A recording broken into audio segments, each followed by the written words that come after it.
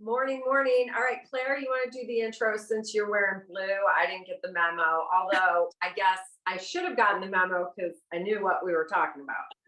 Yes, today we are going to talk about the magic of water. Water. So last week we talked about the sun, the beauty of the Son of God, the doctor in the sky, and how much we need that sunlight in our bodies. Today we're going to talk about water. Water and sunlight working together create all life on our planet. So water is pretty important. And water truly is a miracle. And we have a lot of things to share with y'all today about the way water molecules can be manipulated, the way we can use water not only in our bodies, but for healing, for ceremony. So a lot to dive into today. Pun intended, Claire. Oh, Water. all right. So, and it might, we do have a lot to talk about. So we're just not going to go fast. We're going to go with the flow. We're going to flow with the water. And if it turns into more than one episode, so be it. We got nothing but time until we escape. All right. So I, again, just kind of went through my channelings from the years, and it was really interesting to me. I got so much about sun. And although the first written channeling in like 2017 was about Poseidon and Neptune. So that was really interesting because I didn't have as many water references, but right out the gate, it was Poseidon and Neptune. And they said that you come from Neptune. They said that at the very beginning. But we've all been in all, we're not of or from one, we're from the vibration of love. But I think they were trying to say you're from water, you come from water, which makes sense because this is only a theory. But I believe we do come from water. Why else, as above, so below? Why else would we be in a sack of amniotic fluid before we come in? It just tells me that is maybe we're meant for water in that way. Yeah, and I know a lot of people have maybe heard the statistic, oh, your body is 70% water. We did some research. Actually, our body is roughly 60% water, which is still a majority. I mean, that's still a lot. And it fluctuates depending on your fat percentage. There's more water in lean muscle than in fat. But then within the cellular structure, that's where we get the 70%. The majority of the cellular makeup, 70% of your cells are water. Well, and what's coming in right now is buoyancy as related to those cells, right? So the ability, if we think about getting sick, there's just a stickiness to it. There's a stagnation, but that the buoyancy of is vitality, basically. Yes. It's So that makes me think of like our lymph system that runs, down kind of the armpits, down into the groin, inner thigh, and the lymph, that's why I love breath work. That's why we love massage as a healing modality, because the lymph system itself doesn't have its own pump. So we have to move it. And that is linked to our vitality and to our overall wellness, is how much are we flowing? So which is just our life force energy, chi, prana, whatever you want to call it, and it's funny because the lymphatic system briefly came in the channeling. really, Yeah, so interesting. We're hitting on some of the same things. Also, in some of my early stuff, a lot came in about the stones in riverbeds. River Piedra came in, and there's actually a River Piedra in Colorado, but the original, I don't know, the first one that they were talking about, actually a Spanish tributary in the Iberian river system. But they keep bringing up rivers, I think, because some of the other messages they've told me is stones being record keepers. And, stones hold records of all that has occurred on the earth plane.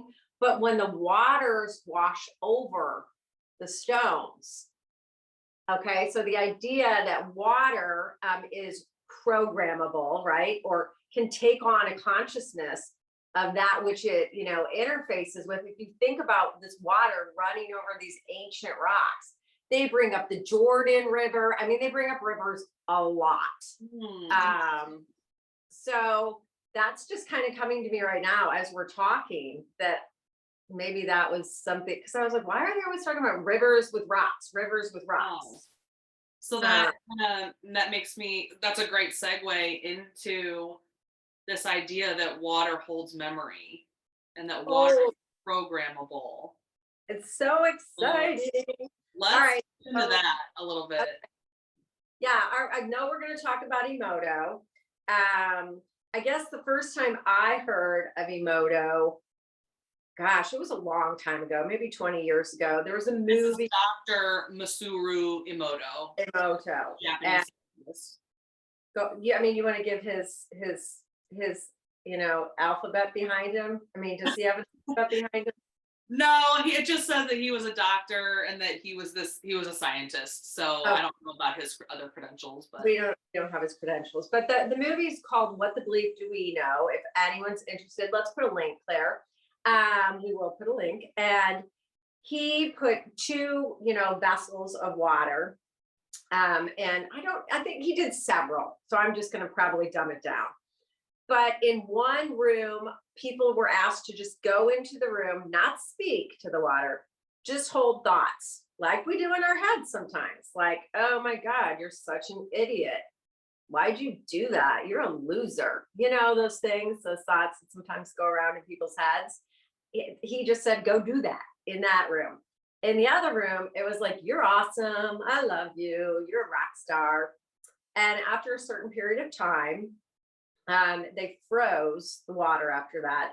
And then they kind of did a cross section, I don't know, sliced it, I don't know how they do that, and looked at the molecules, the molecular structure of the water under a microscope. And the room where it had been all this love and I love you, you're awesome, just these, geometrical, beautifully patterned, they look like snowflakes, like sacred geometry.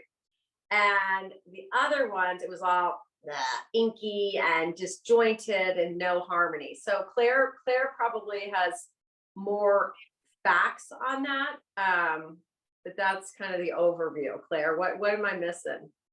yeah, so that's like his most famous experiment, I think, because a lot of his findings have really rattled the medical and the scientific communities because this is quantum physics and we can't necessarily, well, I feel like he's proving it, but it doesn't make sense, right? How can our thoughts impact the molecular structure of water? But his findings prove that they do.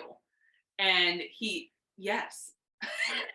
Epigenetics. It is the number one science that's being studied right now that says how your cell or how what is programmed within your cells respond is based upon what it's surrounded in, the environment in which the cell finds itself. And it evolves and shapes and changes according to that environment, right? Right. So Dr. Emoto's whole mission was to prove kind of the effects of human emotions and words and intentions, thoughts on the molecular structure of water. And so they even did experiments where they would have a tube of water and they would write a word like shame on it. And they would write a word like gratitude and peace. And again, to show the power of words, the power of language, same findings. The one with shame and hatred would be this jumbled mess, this chaotic, disordered structure. And then the beautiful words would be perfectly formed. And this was super interesting to me. They all have this hexagonal center, six sides. And then they would branch out these gorgeous, they look like snowflakes. Interesting. So right now it's coming in. 6 is the number that represents the divine feminine. And the divine feminine is represented by the flow state, the flow. Ooh. That's not a happy accident. Ooh, I love that. I've never heard that before, Julie. Well, they just told me that right Oh, now. thank you. I love it. Thank Yeah. you. So he actually, Dr. Emoto started to say, okay, powerful revelation, right? Now, how can this be applied? And he started creating specific water. He had this special machine called an MRA, magnetic resonance analyzer. And I'll let you share more about your special machine here in a second. Um, but whatever someone needed in their body for healing, whether that was focused on the lymph system or the immune system or the endocrine system, or they had a broken bone or whatever it was, he could charge that water with the specific vibration that it needed to bring that person back into resonance in their body. They could drink that water, and he treated over 10,000 people in this one study, and they all showed healing benefits of this special water, which is just hilarious. Water came in yesterday. They said water is your first medicine. Water is your first medicine. So I love that. That's amazing. I didn't know that about that study. But it makes sense. It makes sense. So, all right, practical tips, quick, for those of you who get a little sidetracked by a lot of deep information. Got a glass container, just write some love on that. I've done that in the past. It actually broke, but I did it really pretty, get a gold, whatever, Sharpie, and just do it. I mean, what harm can it do? So that's like number one tip. If we're going to give practical tips. And you guys, think about this, okay? If it has the power to do that to a vessel or pitcher of water, all right, and we're made up of 60 to 70% water, what's happening inside of your body when you have unconscious, negative, non-life affirming thoughts running through your head? And that's a thing that I don't really do that anymore, because I had to practice really hard to stop those automatic tapes that are just looping, right? You forget your brother's birthday, and then you're like, my God, you're such a piece of shit. Like, oh, you're so selfish. Like, all those thoughts. It's like, no, stop that, because that is literally changing the shape of your health, your body. Yeah. It's kind of crazy to think about, right? Julie, tell about that machine that you have, because it just blows my mind. Well, I don't have that one yet. Okay. Because I found out the company was coming out with a new one. And so I was like, well, hold on. But I have seen it in action, and I've had a little bit of the water. So it looks like a coaster, and we'll put a link. I'll reach out to Brian just to get the company. First of all, I don't make the machine. I don't make any money from the machine. Buyer beware. Buyer beware. I don't know. But it is a disc, and he's pretty much this geniusy, like savant kind of guy. But you can program this disc like cymatics. Cymatics sound, how it changes, sound vibration can change the structure. If you put sand on top of it and you send vibration through it, the sand on this plate will start shaking out and forming these beautiful patterns, much like what we're talking about, the vibration of thought or words changing the water. So this little disc looks like a teeny little cymatics plate. And you put, say, a mason jar, which I usually have right here because I like to drink out of them, right on top of it. And it will program the water to be whatever you want it to be. Jesus turned water into wine. So all this came to me after he showed this to me. I was like, wait, Jesus was showing us that water can become anything, which is amazing. So anyway, I'm like, all right, well, what do I want him to turn water into that I'll know that it worked, right? Because I was like, I don't really have any big ailments. I mean, and I wouldn't know right away, did this work? Right. So I said, can you turn the water into psilocybin? Mushroom water. Yeah. Yeah. It's like, yeah, I can. Let me. So it took like 2 minutes. I took my little jar home. And, I think ideally you would run it a little bit more and longer, but whatever. I didn't get the full effect, but I did get the visual things where the trees started breathing, and I was like, okay, all right, the trees are doing their thing. So that's really cool. So there is a machine that can do that.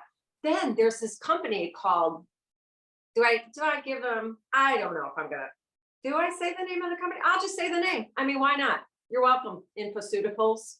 Um, they actually program the water to heal all these different ailments, and they sell the water to people.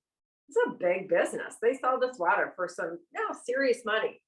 So it seems like society is, or whatever, catching up to this concept that water, we are able to program the water.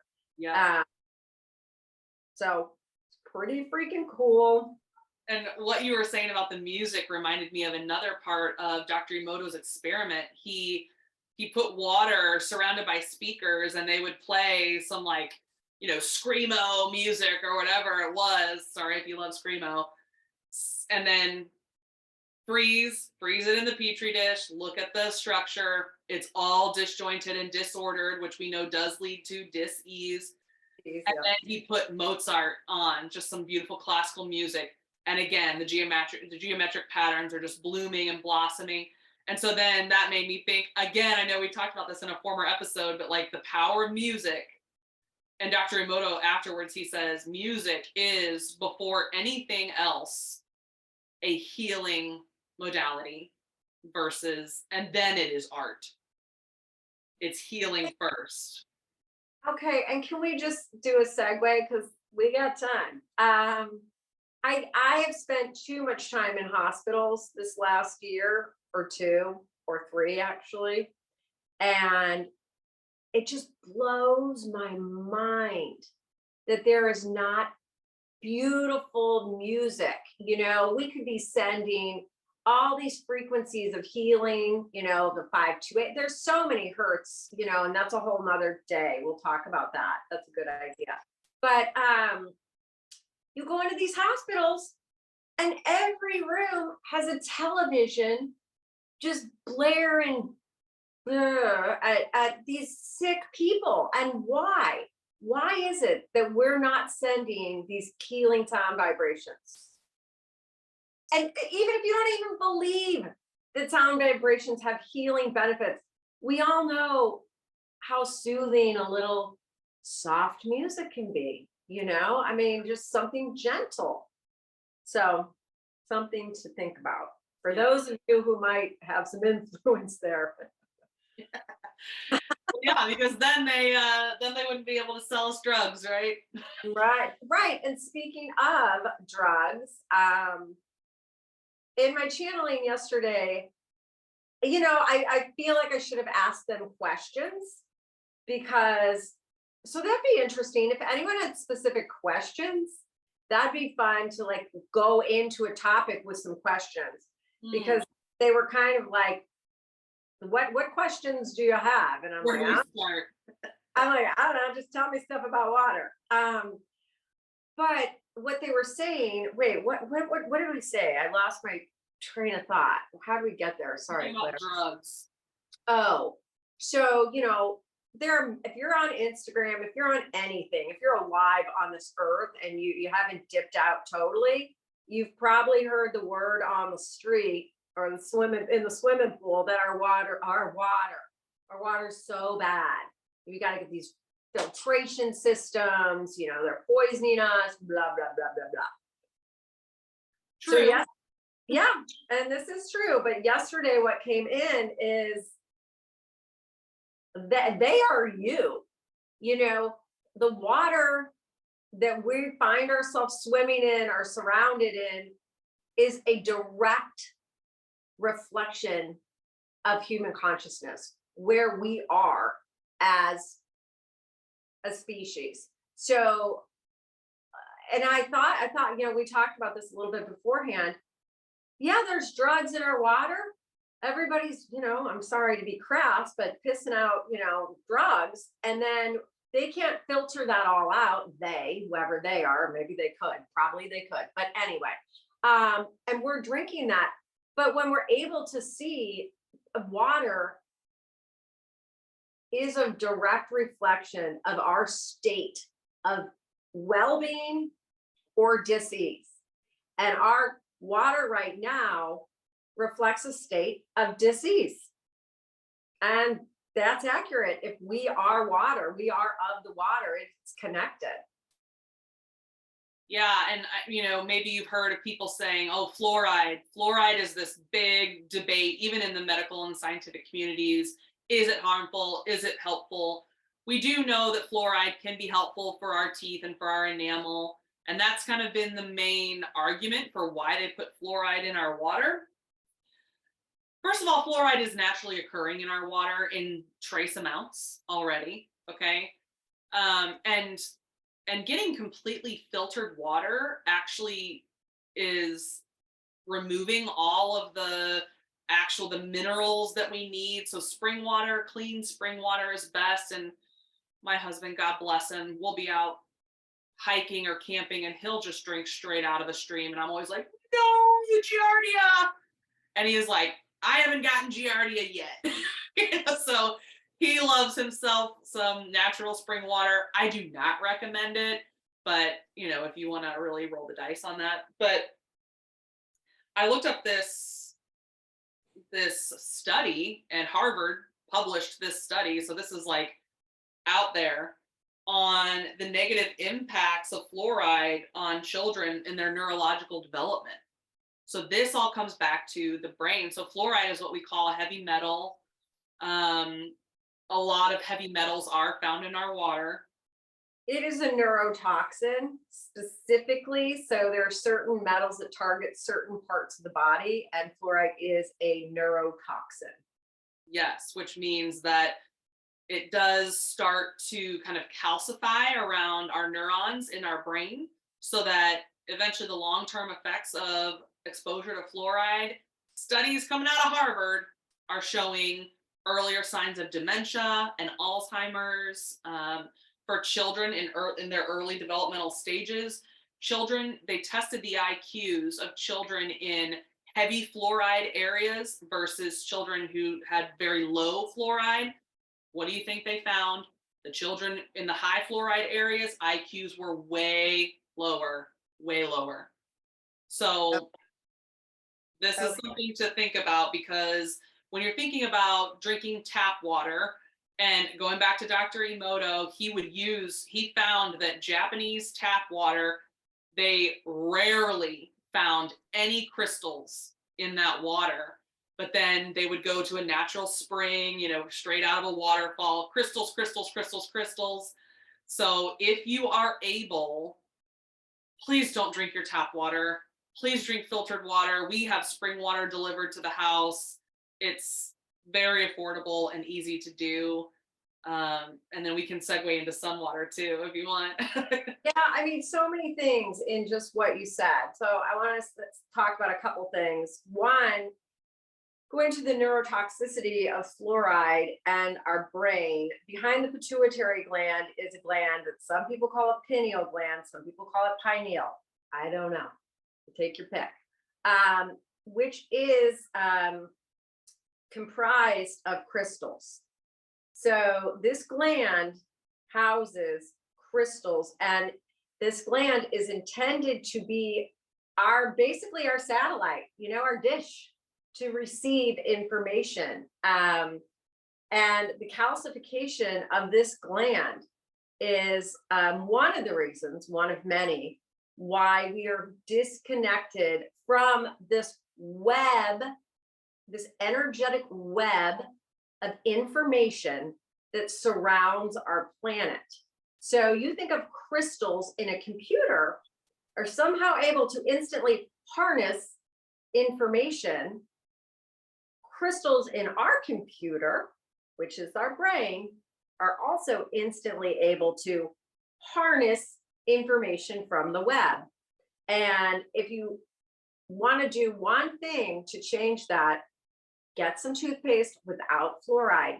You know, when sublingually, if someone's having a heart attack, the first thing you do is sublingually give them their drops, their angina drops or whatever, because that's the quickest way for something to hit our bloodstream and go straight to the brain. Mm. So you think of toothpaste, ha ha ha, ha, ha. I mean, that stuff's in there. It's all over. It's under your tongue, whoop, going right to your brain. So get some toothpaste. I don't know how to spell this word, but it's now considered a replacement for fluoride in terms of strengthening the teeth. I use their toothpaste. So we can link all that in there too. So, all right. So there's that.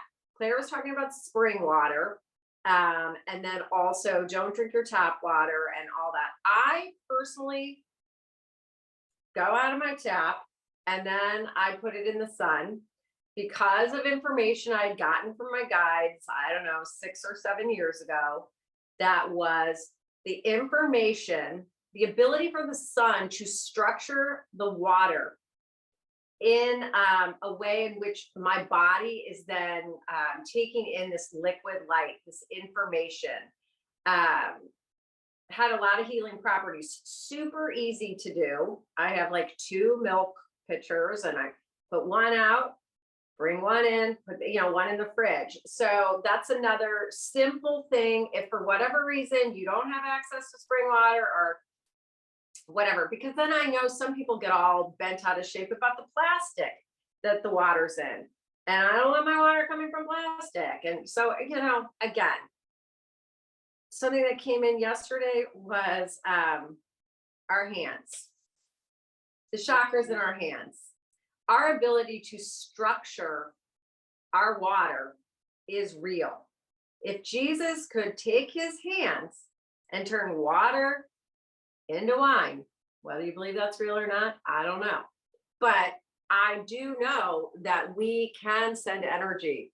And so a really simple thing you can do is, when you pick up your glass of water, may the properties contained within this water bring me into the highest vibration for health and healing. Thank you. Really simple. And in fact, with my book club, this beautiful woman, her name is Jody. She is very plugged into Arizona. I think this man Rogelio. He seems like he's a bit of a shaman there. And we did this experiment in book club where we poured 2 vessels of water, and then we just said this simple prayer. We tasted the water that we had done this to, and everybody was like, "What's going on?" It didn't even taste like it came from the same place. And I mean, it was so powerful. It was just undeniable. Wow. Yeah, that's a fun experiment anyone can try, and maybe switch up the glasses and so that one person knows which one has been charged up and Totally hasn't, and play around with that and see if you can taste the difference. And just the way that you were saying that, it's like we can take dead water and turn it into living water. And I think about how they would call Jesus the living water. And he called himself living water. And an Ayurvedic approach, I know I bring this up a lot. Ayurveda is this approach to wellness that came out of India like centuries and centuries and centuries ago. So if you think about all the health trends and all the health fads that come and go, this is not that. So that's why I love Ayurveda. It's been around forever. But their whole approach is about balancing the elements within the body: fire, earth, water, and air. And so another Ayurvedic approach besides sun water is also moon water. And I know that's kind of gotten more popular as like the witchy culture has really come to the foreground, but making moon water is a really beautiful way. So the moon, maybe we do a whole episode about the moon, No. No, no, there's too much around that. Claire and I have different thoughts about the moon. Yeah. We're gonna leave But that one for someone else. yeah. So the moon is, the sun kind of symbolically is this masculine, energizing energy. The moon is more of a feminine, a softer energy, a flow. And so by, again, the same thing, setting your water out on a full moon is a great way to bring balance to any negative energies you feel in your life, or to set new intentions. And the energy of the moon can kind of remove those blockages for any of the goals that you have for yourself. And I think that that's a really cool, because you can add herbs.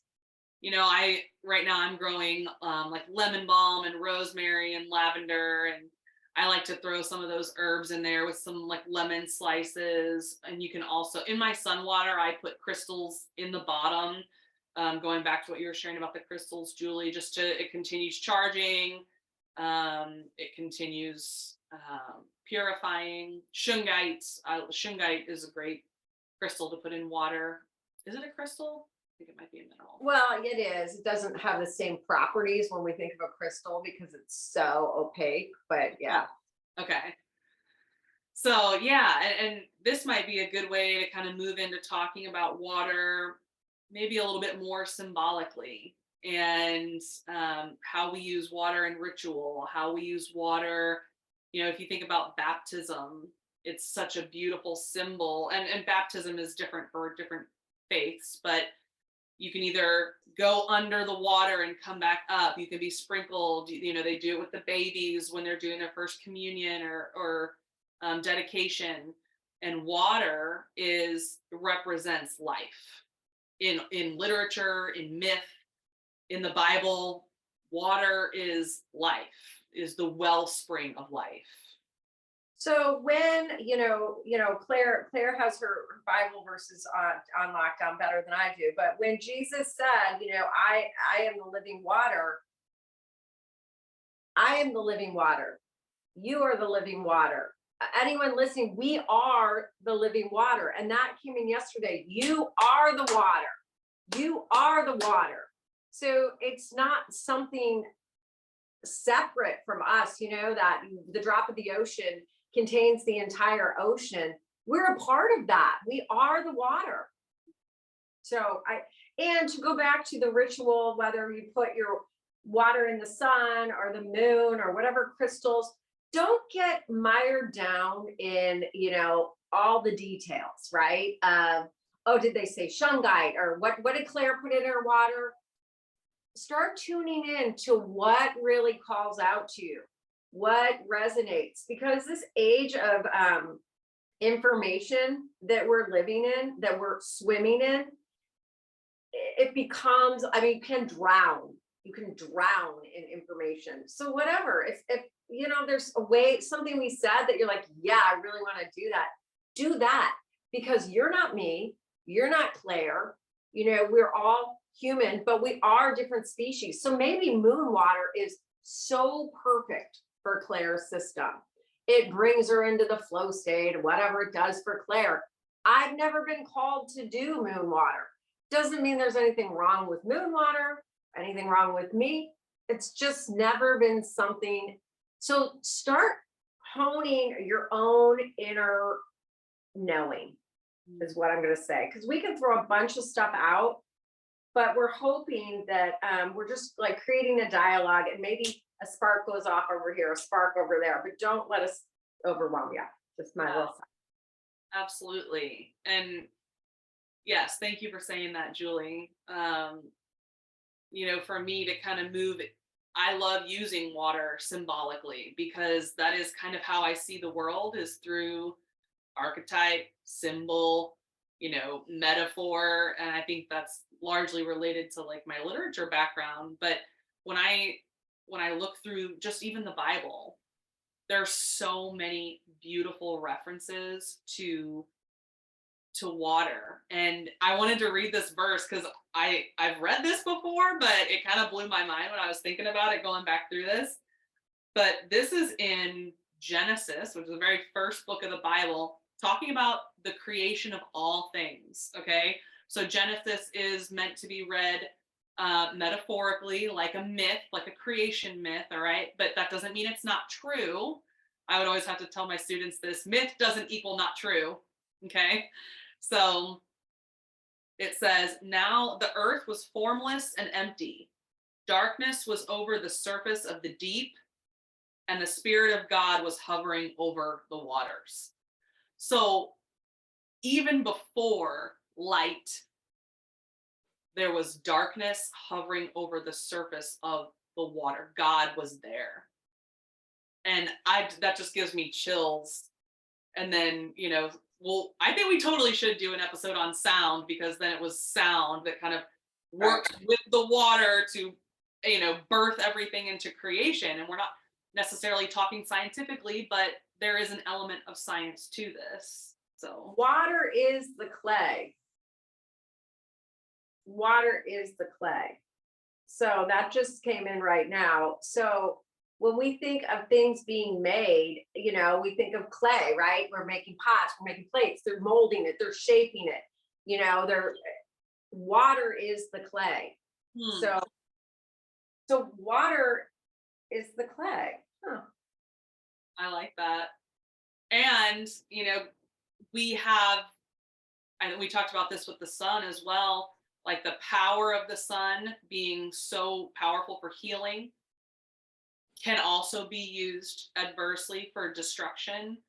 And we see a lot of that in the Bible. We've seen a lot of that in our own, in our country. I think of like Hurricane Katrina, and when you see the effects of water being used in its destructive force, there's a respect there. There's a like, whoa.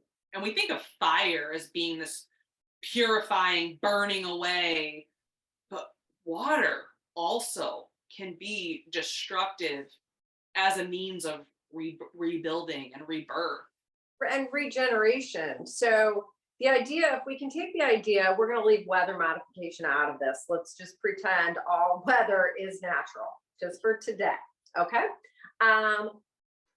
When there is a natural hurricane, right? Or it is representative of the collective consciousness. If we are generating, creating, co-creating with water, their weather patterns are not, accidental. They're not accidental. So whether some people believe, they're being created by, weather modification, or they're being created by us, our thoughts, does human consciousness shape weather patterns? I don't know. Let's think about that. Yeah, and speaking of manipulating water, one of my favorite Bible stories involving water. I mean, we think about Moses parting the Red Sea, right, so that God's people could flee from the Egyptians. Then what happens? Oh, God closes the water. The Egyptians are following after them, and God closes the waters over them, and they all drown. God's people get free. We think of the Great Flood.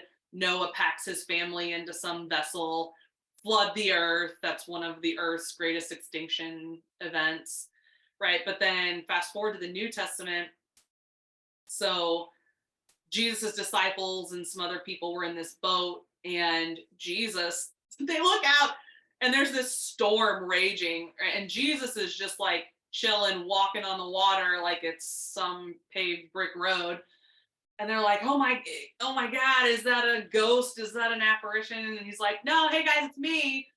And Peter, one of his disciples says, Lord, if that's really you, call me out to you. And Jesus is like, come on, let's go.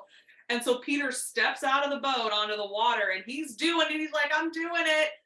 And then he looks around and he sees the waves and he sees the storm coming, and he starts falling into the water. And Jesus grabs him and he says, oh, you have little faith. Basically, Peter allowed this doubt to come in. He allowed those thoughts, those disharmonious thoughts, to interrupt his field, and then he could no longer manipulate the water in the way that he was. So super interesting story. Okay, so I'm someone who believes that there's a lot of metaphors in these Bible stories. I don't know that what I believe them to be like factual truth or not. So nobody be offended by that. That's the greatest part. But here's what I hear in that. There's so many layers to that, but think about the storms of life, right? When the storms of life are coming, how many times do we fall down? How many times do we sink into that vibration and lose our buoyancy? So we can view it as a moment in time, which perhaps it was a very real moment in time.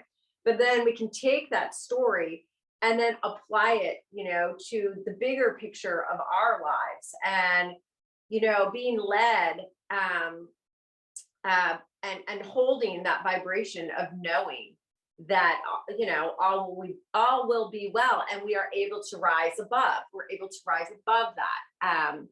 And then to tie it into something that came in yesterday for the first time, which I was like, whoa.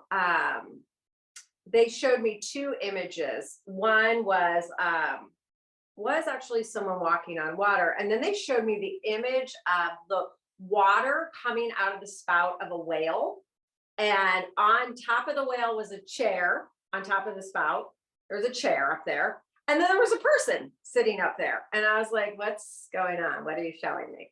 And basically that they then showed me that water could be magnetized, and that you could magnetize water, and then you could like levitate. You could go over water. And this before Claire and I like talked about, oh, she wanted to bring the Bible story up. I was like, oh, that's so weird, because yesterday I was getting this information that you could magnetize water for levitation. And then, after I get a message like that, I go, look it up, and I'm like, well, this is true. There are all these studies to show that we can magnetize water to create whatever things that can hover. The magnetic field over top of it. Exactly. And so you think about Jesus as this, ascended master, right? And he was an example of a living water, living being who was able to hold and extend the vibration of love and healing and forgiveness through him. So he held that, right? That makes a lot of sense then in that, his toroidal field, his magnetic field is so stable, so solid, he can walk right over that water. But then, I was just like when you're in meditation and you're holding this like harmonious, beautiful state of love or bliss or whatever it is. And then like your phone rings or the train goes by and you're like, oh God, I hate when this happens. Why do I live in Clayton? That is always making noise. I'm Peter now. I just fell in the water, right? I just fell in the water. So it's pretty cool to begin to understand tiny little bits of this quantum physics, right? That looks like magic. It looks like magic, but it's only magic because we're yet to understand how it works. Yeah. Yes, and to add and to create your own magic with it, you can use this in any ritual or ceremony. Like if you've created sun water, if you've made some moon water, set your intention, cast your spell, light your candles, drink that water. It all adds to the intention and adds to the magic that you're creating, where really you're just using physics Exactly. that we don't fully understand. So And going back to, and sorry, as someone who does, and I'm not sorry, I'm amazing the way I am. I'm just going to leave it at that. I'm not going to apologize, but I think about the rite of baptism. And personally, I've come to understand the Catholic Church as something that has caused harm to my family. I'll just leave it at that. And so, I stepped away from, the Catholic Church quite a long time ago. Even when I was little, my mom would drive my mom crazy. They were like front row Catholics. And I felt like organized religion was a little divisive. But yesterday it came in the channeling when a baby is being baptized. the parents should be the one holding that intention and pouring the waters over. If you have an organization that might, I don't know, they might have other interests like, money, control, power, maybe perchance, and they, with their vibration, have the water with that history and intention, and they pour it over. It would be ideal if the parents infused that and led that ceremony. So just, yes, water's very powerful, but that's just something I wanted to bring up because it did come in the message, and that makes a lot of sense to me. Well, and you can do this for yourself. I take a salt bath probably 5 to 6 days a week because for me, it's a cleansing act. It's a self-love act. And even if you're standing in the shower, imagine blessings pouring down over you. Tell yourself how much you love yourself. It may sound silly in the beginning, but you are literally baptizing yourself in blessings and in gratitude.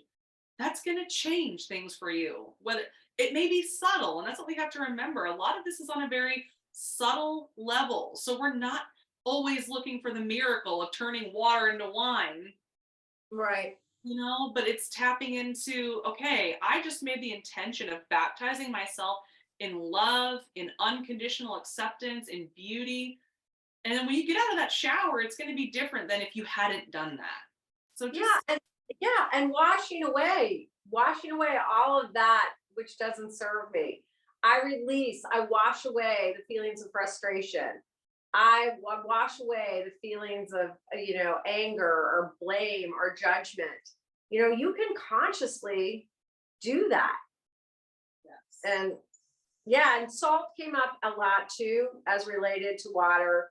The salt, the gifts of the sea, my gift to thee. Use what has been given to heal the world.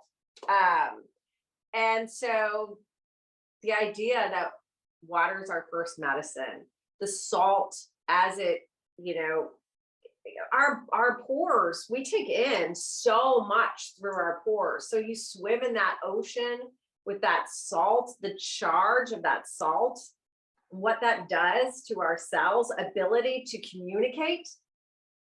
It's so powerful. So salt baths, yay. I'm a little jealous because I have one bathtub and it's in my daughter's bathroom. So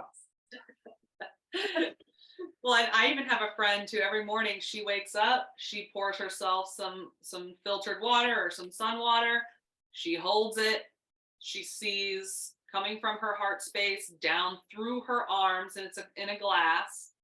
She sends her loving intention for the day. May all beings be free from suffering. May all beings know peace. And then she drinks it down symbolically and physically. It's both. It's always working together. And bringing our intention to it just amplifies the effects of it. So okay. Should I read the message, or do we just want to leave it in the? do you feel like it would be good to share? I mean, here's some of the stuff that was really important. They said that which you find distasteful or disdainful within your water is now a representation or manifestation of that which is distasteful in yourself and others. Lack of balance or supporting life force energy flowing through your people and your planet at this time, all to be neutralized and alchemized so that all may once again receive and have access to healing benefits while enjoying the loving co-creation intended for you. So I mean, there was a lot about water. Oh, they showed me water taking the shape of the container that it's in. And the container that water is in is the consciousness of humanity right now. And so that was really powerful. It showed me water eroding, water without balance eroding away at soil and tree roots and causing destruction and decay. So that goes back to, what you brought up, the power of water. So it was a great message, but why don't we just put it in the link, because it was probably, it was 8 or 9. I mean, it was many words. But the biggest thing that was new for me, we are the water. Our consciousness is reflected in the water. So if we think our water is garbage, well, time to clean up my own garbage. And then, yeah, the idea that water is our first medicine. That's pretty crazy, right? And just by bringing a little bit of intention to the water that we drink, the water that we use, we can program ourselves with more love, with more compassion, more gratitude. So hopefully this episode will make you think twice next time you pick up that glass of water. Thanks for joining. We love you all. Bye. Bye.